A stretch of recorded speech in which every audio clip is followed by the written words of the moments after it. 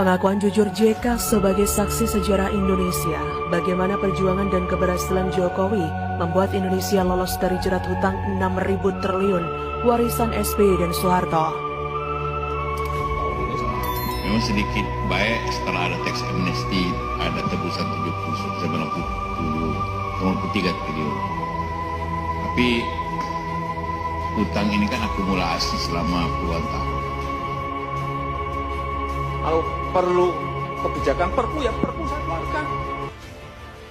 Kalau perlu perpres saya keluarkan. Kalau saudara-saudara punya peraturan menteri keuangan, keluarkan. Untuk menangani negara, tanggung jawab kita kepada 267 juta rakyat kita. Apakah pemerintah serius, Pak Jokowi? Saya termasuk bahagian dari pemerintahan yang lalu dengan Pak Jokowi. Saya tidak pernah melihat presiden yang seserius itu untuk melihat rakyatnya.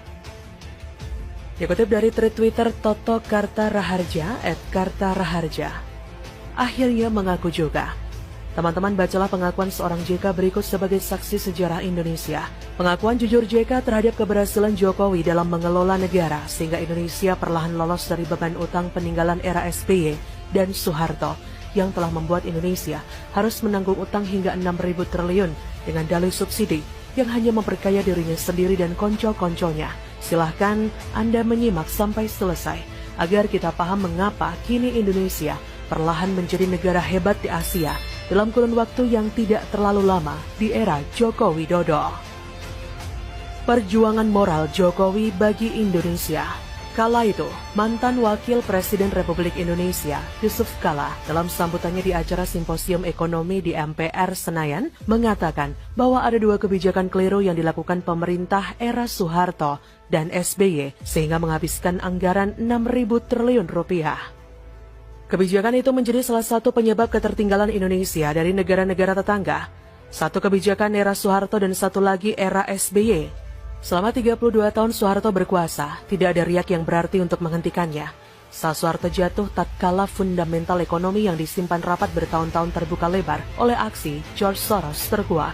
Nyatanya 10 tahun kita menyimpan data busuk dan kebohongan. Tidak ada kekuatan ekonomi secara nyata. Tidak ada. Soeharto tidak punya rencana hebat untuk membuat Indonesia hebat dalam sektor ekonomi, kecuali hanya menggali lubang sedalam-dalamnya melalui hutang tanpa rencana real untuk mengubah Indonesia menjadi lebih baik. Dari jumlah hutang yang digali Soeharto, hanya 30% yang digunakan untuk membangun Indonesia. Selebihnya habis dikorupsi oleh mereka yang menopangnya menjadi penguasa selama 32 tahun. Akibat kebijakan yang diambilnya sebelum jatuh adalah menandatangani LOL dengan IMF sebagai blank check yang harus diselesaikan oleh rezim setelahnya. Beban masalah yang ditinggalkan Soeharto kalau dikurskan sekarang dan ditambah dengan bunga obligasi rekap mencapai 3.000 triliun rupiah. Era Habibie, Gus Dur, dan Megawati merupakan era tersulit bagi kita untuk berdamai dengan kenyataan. Indonesia dinyatakan sebagai negara insolven. Semua financial resource tertutup, pemasukan lebih kecil daripada pengeluaran. Kehidupan politik tidak jelas. 6 tahun proses transisi dari legislasi era Soeharto kepada era reformasi seakan waktu terpanjang dalam sejarah. Selama itu tidak ada pembangunan real, negara stuck. Namun, akhirnya Indonesia bisa keluar dari proses transisi itu dengan terpilihnya SBY sebagai presiden secara demokrasi langsung. Harapan dipagut dan masa depan disongsong dengan ceria. Tapi apa yang terjadi? Selama 10 tahun SBY berkuasa untuk mempertahankan kekuasaannya, dia membakar uang sebesar 3.000 triliun untuk subsidi.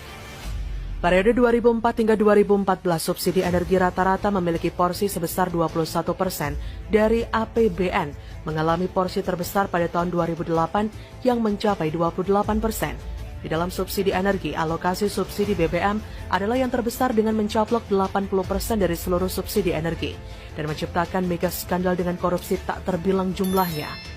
Andaikan uang sebanyak itu SBY gunakan untuk membangun jalan tol, maka kita sudah punya jalan tol Trans Sumatera dan Trans Jawa, juga kereta cepat Jakarta-Surabaya, dan puluhan kawasan industri berskala internasional.